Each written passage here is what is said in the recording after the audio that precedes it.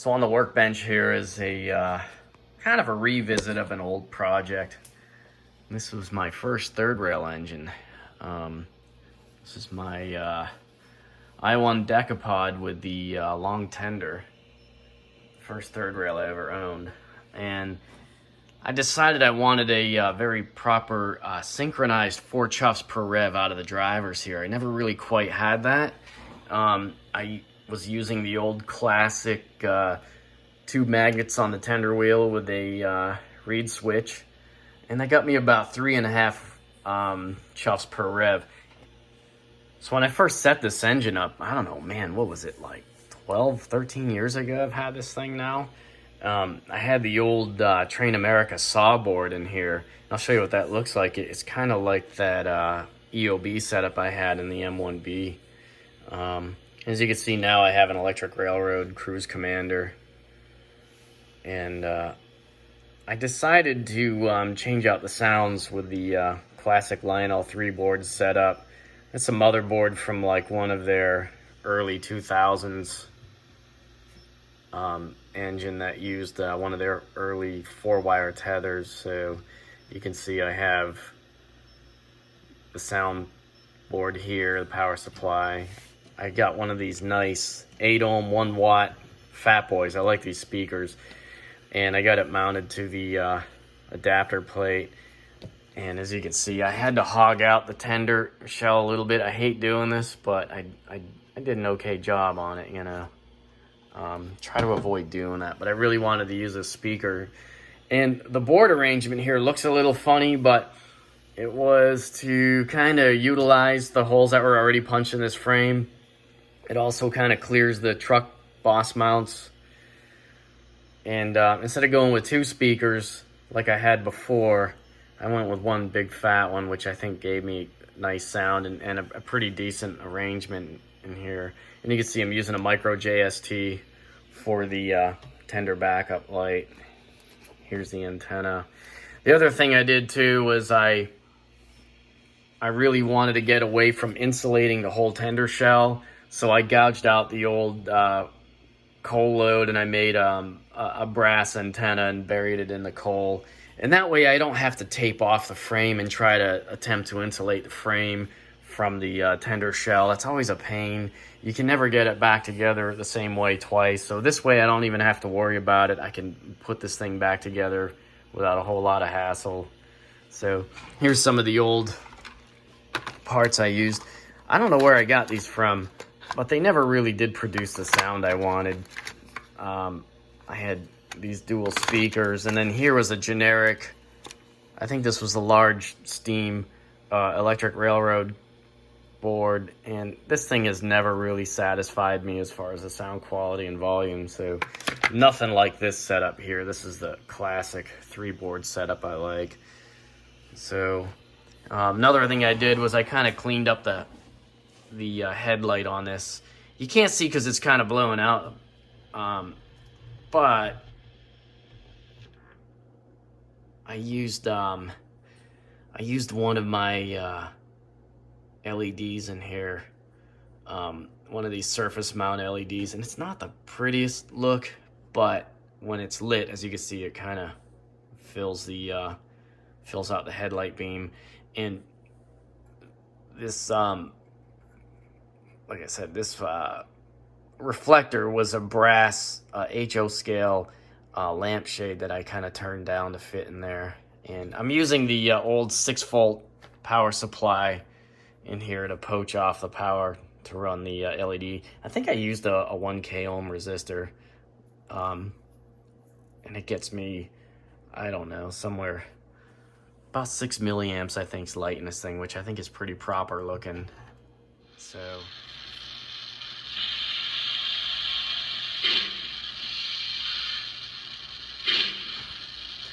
as you can see, I'm getting my chuff triggered at 0, 90, 180, and 270.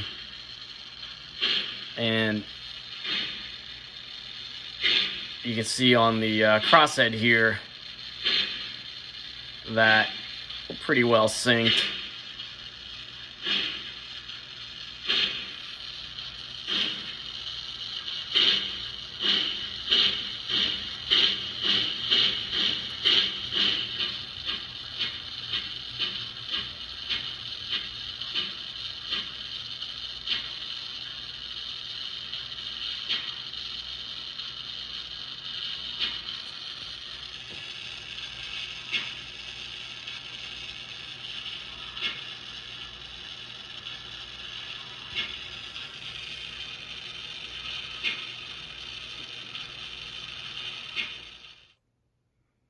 Anyway, here's my chuff setup.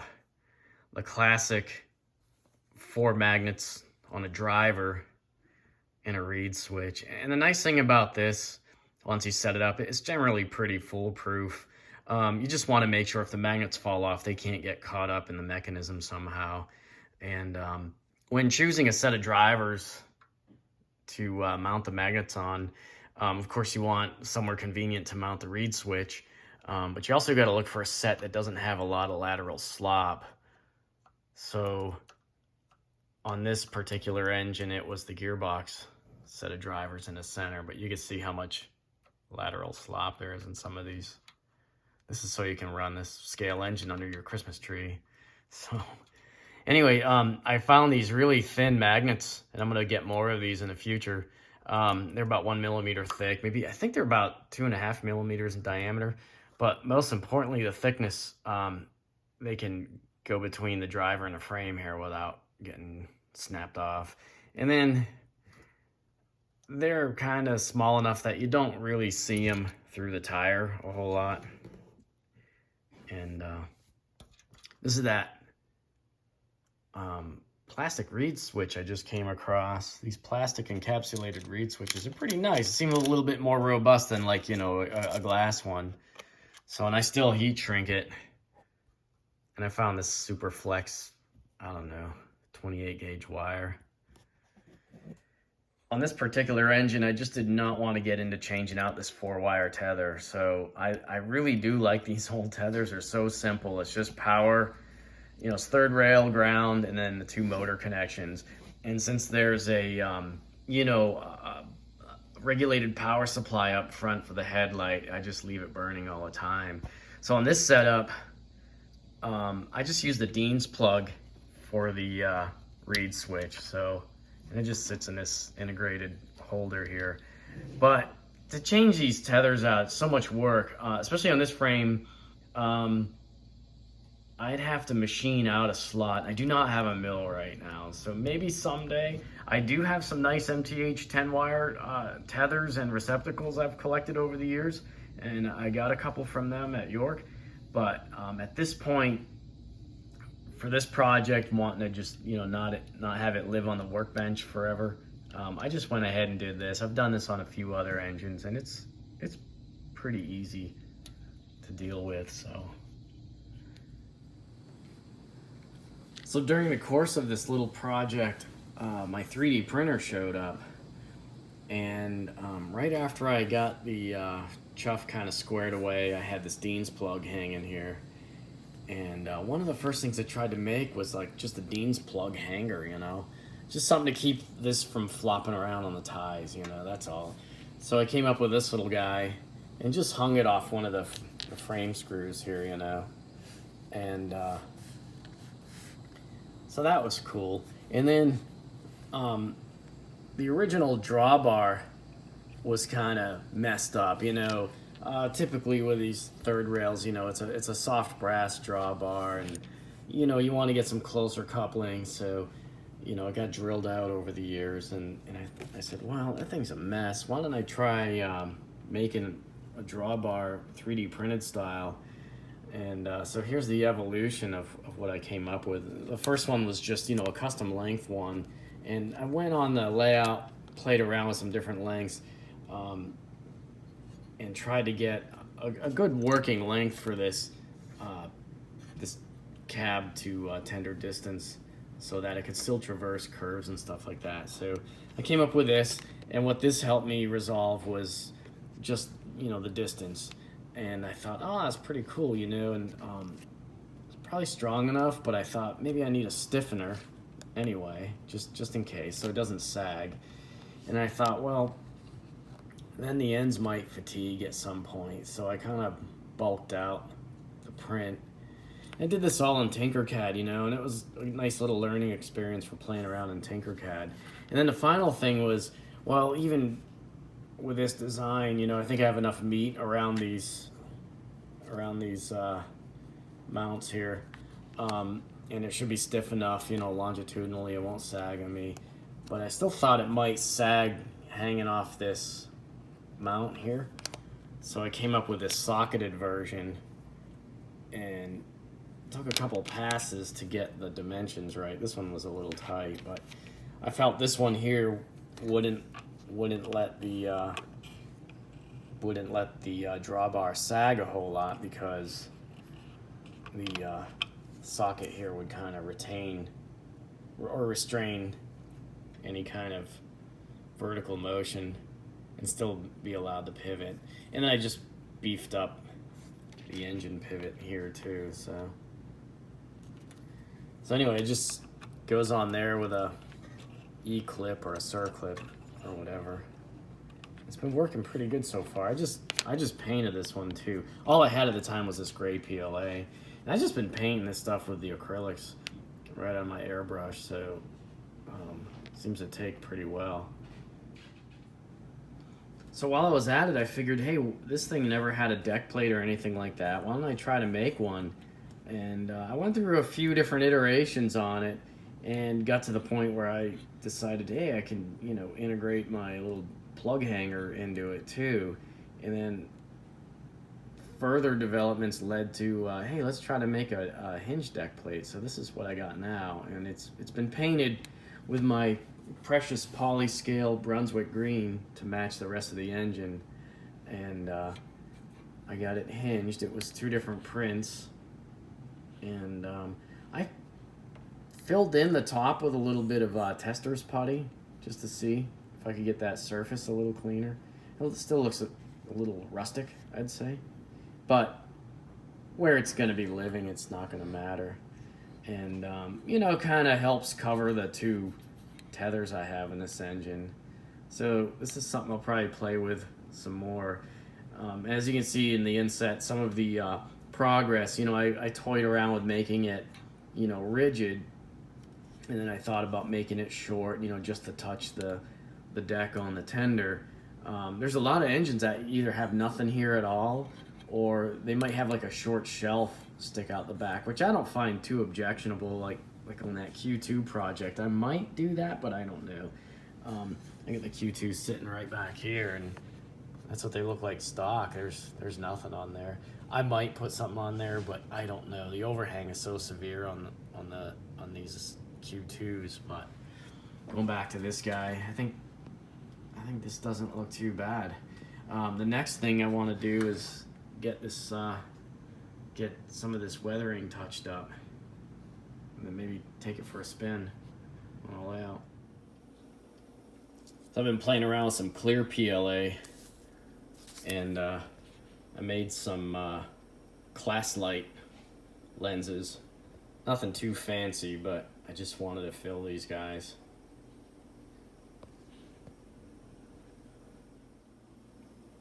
Here's how I would have plugged like some marker lights in the past. I would just dab this gallery glass in there, you know, and built it up, and would wait for it to dry. But as you can see, it's kind of not that great. It kind of concaves. So I'm feeling a little frisky. I might drill this out and make me some new lenses. All right, so here's my little 3D printed marker fillers installed. Not too bad, that little radius I put on there. They look all right, good enough. I mean, I'm not gonna light them. So I'm gonna go ahead and get this tender prepped for a little bit of weathering touch up. And same thing for the engine too. And I think I'm about done here. So somewhere along the line, I found a photo of a hard-working i1 Decapod that had rained a ton of cinders down out of the stack all along the running boards and right in front of the sand dome here. And I cannot find that photo to save my life now. But anyway, I'm in the process of removing this. It was something I did at one time, and the charm has wore off after all these years. So right now I'm kind of currently softening it all up with some hot water, a little bit of soap mixed in here, and I'm just taking it off. So we'll see how much touch-up I'll have to do after I'm done here. But anyway, just working on that for now. All right, so we're gonna do some touch-up on the engine here, and the challenge is getting this bare spot blended in, and then some of the bare spots just above the running boards where I did my raining cinders effect, which I am no longer enamored with. So let's see if I can fix that all up. So one thing I like to do is just run a little dry powder on the running boards, and this is my old powder bowl here, and I got a nice rust color that kind of formed itself at the bottom, and I just take one of these beater brushes and I just kind of crush it into the running boards. And right now it's not very subtle, but what I'll do to kind of seal it in and to blend it is just shoot some grimy back over it, you know, just a little bit. You can see I got the bare spot blended in pretty good, so it wasn't too bad. Even these bare spots just above the running boards, I'm pretty happy with that. This is a rather plain boilered engine, you know, there isn't much going on in the firebox at all. So when I get that last bit of grimy black on here, I'm gonna do a little bit of selective rain streaking and stuff. I've been playing around with these AK weathering pencils, so I might play around with that a little bit. Here's the effect I'm kind of going for. And I'm doing this with just a piece of scrap styrene here, and I'm using this neutral gray weathering pencil. And then, so it doesn't look like you just wrote on your engine with a pencil, I just kind of blend it in with a stiff brush, and it kind of, I think it looks all right. It'll look way better on the layout. Lighting in this shop's pretty harsh. So here it is on the layout. I'd like to take a look under my layout lighting, see if I missed anything, see if I made any boo-boos. So, like I said, I like using these weathering pencils lately, just to do these like boiler streaks and stuff, and even for soot streaks on the smoke box. And when I was done with these, you know, I was showing you how I buff them in and stuff like that and fade them so they're not so stark. One of the last things I'll do is just another real light coat of grimy black over the main part of the engine, just to help blend in all the effects. And then I used a little bit of like just engine black on the smoke box. So I think it looks all right, you know, for a refresh project. Again, you know, I did some electronic improvements. I got Synchronized Absolute 4 chuffs based off the driver. I got new sounds in here. I got to play with my 3D printer, and got to play with some neat ideas. And now I think it's ready to run. I did some touch up on the tender, nothing major, just a little cleanup. And here's those 3D marker fillers I did. So yeah, we're almost ready. I'm gonna set it up and take it for a spin.